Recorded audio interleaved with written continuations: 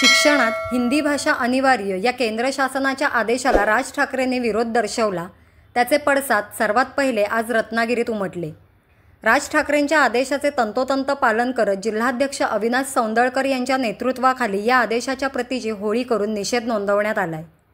हिंदू आहोत पण हिंदी नाही, जबरदस्ती कराल तर याहीपेक्षा जहाल आंदोलन पाहायला मिळेल असा इशारा देत जिल्हाध्यक्ष अविनाश सौंदळकर, उपजिल्हाध्यक्ष अरविंद मालाडकर, जिल्हा सचिव महेंद्र गुळेकर, नवनियुक्त तालुकाध्यक्ष सचिन शिंदे, उपतालुकाध्यक्ष रुपेश चव्हाण, शहर अध्यक्ष बाबई भाटकर, शहर सचिव प्रभात सुर्वे, गौरव चव्हाण, महिला शहर अध्यक्ष सुष्मिता सुर्वे, शहर सचिव संपदा राणा, शहर संघटक बिस्मिल्ला नदाफ, शैलेश मुकादम, अखिल शाहू, रुपाली गोसावी, काजल गोसावी, गीता गोसावी, नंदिनी गोसावी आदींनी या आदेशाविरोधात जोरदार घोषणाबाजी केली।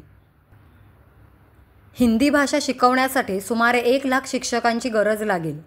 तिथेही हे परप्रांतीय आमच्या उरावर येऊन बसणार, आमच्या मराठी मुलांच्या शिक्षकांच्या नोकऱ्या खाणार। कशाला हवे आहे हे सगळे?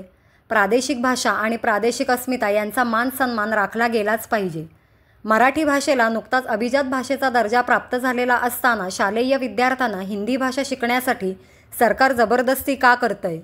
हा महाराष्ट्र आहे, इथे मराठीत चालणार असं देखील यावेळी ठणकावून सांगण्यात आलं। निर्माण सेनेचा सन्माननीय राजसाहेब ठाकरेंचा एक नारा दिल से एक नारा दिल से हिंदी भाषा अनिवार्य आहे। त्यासाठी महाराष्ट्र नवनिर्माण सेनेकडे एकच इशारा देऊ इच्छितोय, आम्ही हिंदू आहोत पण हिंदी नाही। त्यामुळे हिंदीची मुजोरी आमच्याकडे चालणार नाही। हिंदी कुठल्याही पद्धतीने आम्ही जबरदस्तीने सहन करून घेणार नाही। महाराष्ट्र फक्त मराठीत चालणार आणि फक्त मराठीत चालणार। सन्मान्य राजसाहेबांच्या आदेशाने आज फक्त GR ची होळी केलेली आहे।